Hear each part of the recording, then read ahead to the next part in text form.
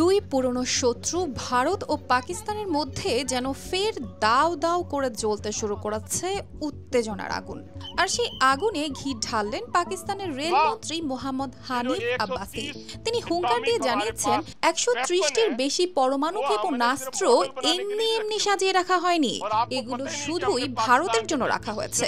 আর তার এই বক্তব্য যেন ফের আগুন জ্বালিয়ে দিল উপমহাদেশের শান্তই বটে। দুই পারমাণবিক শক্তিধর প্রতিবেশীর ইতিহাস বলছে তারা একে অপরের বিরুদ্ধে ৩ বার যুদ্ধ করেছে। কাশ্মীর নিয়ে দ্বন্দ্ব কখনোই পুরোপুরি থামেনি। আজও এক পাশে ভারতের নিয়ন্ত্রণে কাশ্মীর, অন্য পাশে পাকিস্তানের। এই টানাপোড়েনের মাঝেই হানিফ আব্বাসির এমন হুমকিমূলক বক্তব্য দুই দেশের মধ্যে নতুন করে সংঘাতের আশঙ্কা আরও বাড়িয়ে দিল।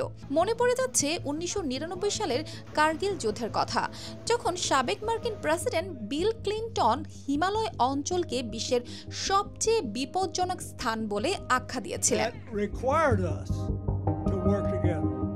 পাকিস্তানের সামরিক নীতিতে ফুল স্পেকট্রাম ডিটারেন্স কৌশলের কথা বলা হয়েছে, যেখানে প্রয়োজনে ট্যাকটিক্যাল পরমাণু অস্ত্র ব্যবহারের কথা উল্লেখ আছে।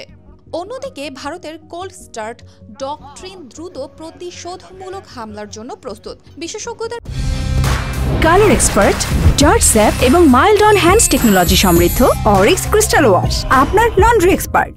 মতে দুই দেশের বিপরীতমুখী সামরিক নীতির কারণে যে কোনো সংঘর্ষ মুহূর্তেই ভয়ঙ্কর আকার নিতে পারে। আন্তর্জাতিক বিশ্লেষক মাইকেল কুগেলম্যান ইঙ্গিত দিয়েছেন, সাম্প্রতিক হামলার ঘটনায় ভারতের তরফে কিছু সামরিক প্রতিক্রিয়া আসতে পারে, আর যদি তা ঘটে পাকিস্তানও পাল্টা জবাব দিতে দ্বিধা করবে না। তবে কুগেলম্যানের আশ্বাস, সরাসরি সর্বাত্মক যুদ্ধের আশঙ্কা এখনই নেই। ভারত এখন সীমিতভাবে সন্ত্রাস বিরোধী অভিযান ও প্রতিরোধ ক্ষমতা বাড়ানোর পথ খুঁজছে।